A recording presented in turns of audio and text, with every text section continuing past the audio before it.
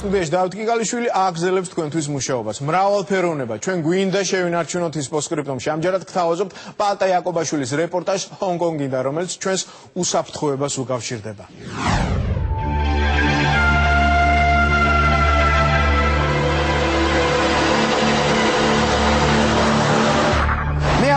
ჰონკონგში ვარ, სოფლიოსა და აზიის ერთ-ერთ უდიდეს ფინანსურ ცენტრში. აი შეხედეთ ამ ცათამბჯენებს. აქ კერძო საკუთრებას განსაკუთრებულად იცავენ.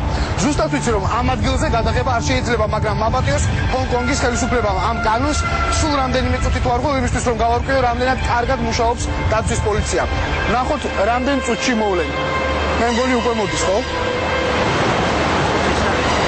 Sorry? No filming?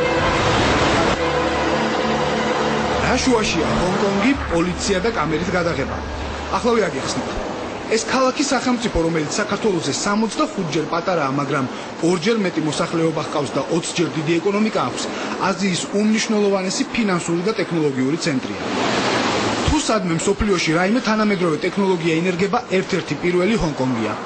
აქ სულ 4 დღე ვიყავით და მხოლოდ 2 პოლიციელი ვნახეთ. ერთი ის, რომელმაც გადაღება აგიგრძალა და მეორე აი ეს.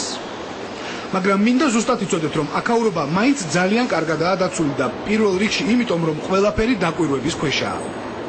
იმისთვის, რომ ყველაფერი გააკონტროლო, რა თქმა უნდა, კამერებია საჭირო. მაგრამ ახლა თქვენ მე მხოლოდ რუსთავი 2-ის კამერით არ ვხედავთ. ჩვენი კამერა ჩართულია, თუმცა აქ კიდევ სხვა ასობით სპეციალური კამერა მუშაობს. ეს არის დაცვითი ტექნოლოგიების გამოფენა ჰონკონგის უდიდეს საგამოფენო ცენტრში. პავილიონები სავსეა სხვადასხვა ულტრათანამედროვე ტექნიკით, რომელიც თქვენი პირადი და თქვენი ქონების უსაფრთხოებისთვისაა შექმნილი. დამთვალიერებელი აქ მთელი მსოფლიოდან ჩამოდის, მათ შორის საქართველოდანაც. თანამედროვე სამყაროში დაცვა ბიზნესია და კლიენტებს მხოლოდ საუკეთესო მომსახურება სჭირდებათ. ამიტომ დაცვის პოლიციაც თავისი მომხმარებლისთვის უახლესი სისტემების შეძენას და დანერგვას აპირებს. ჩამოვედით იმისთვის, რომ გავეცნოთ დაცვითი ტექნიკური საშუალებების თანამედროვე მიღწევებს, შევევარჩიოთ ჩვენთვის მისაღები, რათა შემდგომში დავნერგოთ საქართველოში. ძირითადი საქონელი, რა თქმა უნდა, ვიდეო დაკვირვების კამერებია. სხვადასხვა ხარისხის, გარჩევადობის, სხვადასხვა მეტეოროლოგიური პირობებისა და გეოგრაფიული ადგილებისთვის შექმნილი კამერები, რომლებიც საქართველოში უკვე აღარ ვუყურთ. თუნდაც მცხეთის სარკინიგზო ხიდი. ეს სტრატეგიული ობიექტია და ამიტომ აქაურობას დაცვის პოლიციის ცოცხალი ძალის გარდა ბევრი სხვადასხვა ტექნიკური მოწყობილობაც აკონტროლებს. აი მაგალითად ეს ცითბური კამერა, რომელიც ნებისმიერ ამინდში მუშაობს, დღისითაც ხედავს და ღამითაც. გამოფენაზე დავბრუნდეთ. აქ ძირითადად ჩინური, ჰონკონგური ტექნიკაა წარმოდგენილი, რომელიც ხარისხით ევროპულის და ამერიკულის მსგავსია, მაგრამ გაცილებით იაფიღებს. ტექნიკის და ცოცხალი ძალის შესაძლებლობების გაერთიანება თანამედროვე სამყაროში ერთგვარი ტენდენციაა.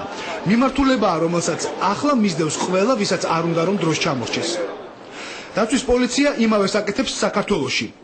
ის, რასაც თქვენ ახლა ხედავთ, არც ჰონკონგის დაკვირვების ცენტრშია გადაღებული და არც ნიუ-იორკის სუპერსაიდუმლო ობიექტზე. ეს თბილისის აეროპორტია. იმის დანახვას და გაკონტროლებას, რაც ამ ოთახში ჩანს, ასობით ადამიანი დასჭირდებოდა. ახლა კი ცვლაში 3 კაცია საჭირო და 1000-ობით მგზავრის უსაფრთხოება უზრუნველყოფილია. ნებისმიერ ადამიანს, ვინც შეიძლება გახდეს ჩვენი მომხმარებელი, ვინც შეიძლება დააყენოს იგივენაირად სახლში მაგალითად დააყენოთ კამერა და შესაძლებლობა გექნებათ თვალყური ადევნოთ ის როგორც ჩვენ, ასევე თავადაც შეუძლიათ რომ თვალყური ადევნონ აი ამ საკუთარ ბინას, საკუთარ აგარაკს. დაცვის კულტურა ნელ-ნელა მაღლდება, რაც ძალიან გვახარებს და ამასთან ერთად, როდესაც ხარ დაცული, რა თქმა უნდა, ცხოვრობ მშვიდად. სწორედ ეს არის ჩვენი დევიზიც. დაცვითი სისტემების ერთ-ერთ მომავალს ჰქვია ჭკვიანი სახლი. ანუ სახლი, სადაც თქვენ ყოველთვის იცით რა ხდება და აკონტროლებთ მოვლენებს.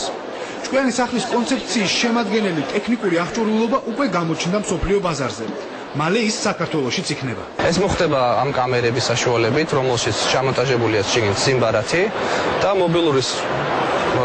მობილურში იწერება სპეციალური პროგრამა, რომლის საშუალებითაც შეხვალ ამ კამერაზე და ამ ყველაფერს ნახავ. ანუ ობიექტზე რა ხდება, ნებისმიერი კამერის წარმოების საშუალება იქნება, როგორც ინტერნეტით, ასევე მობილური საშუალებით.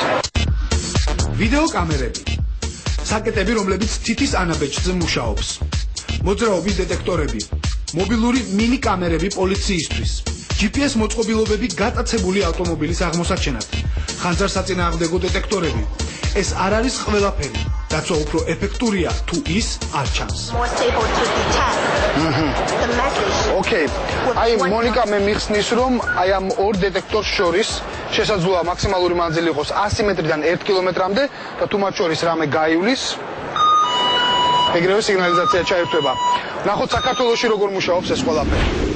მაშასე საქართველოს თბილისი და აი ეს ობიექტი ერთ-ერთი საიდუმლო და საკმაოდ კარგად დაცული ობიექტია. აი შეხედეთ ლაზერული მოძრაობის დეტექტორებიც კი არის აქ და მე მოძრაობმა ობიექტმა გადავკვეთე პერიმეტრი, გადავკვეთე ლაზერის სხივი და ამ დროს დაცვის პოლიციის დაკვირვების ცენტრალურ პუნქტში განგაშის ხმა გაისმა. 361 ცენტრი ვარ. C109 შეამოწმეთ, როგორ გაიგეთ? დღის განმავლობაში ამ პულზე დაახლოებით 500-მდე შეტყობინება შემოდის. მათი უმრავლესობა რა თქმა უნდა სრულ განგაშია, მაგალითად ვიღაცამ შემთხვევით ხელი დააჭირა ღილაკს, მაგრამ ყველა დანარჩენზე დაცვის პოლიციის ოპერატიული ჯგუფები ობიექტზე გადიან და ოპერატიულ რეაგირებას ახდენენ.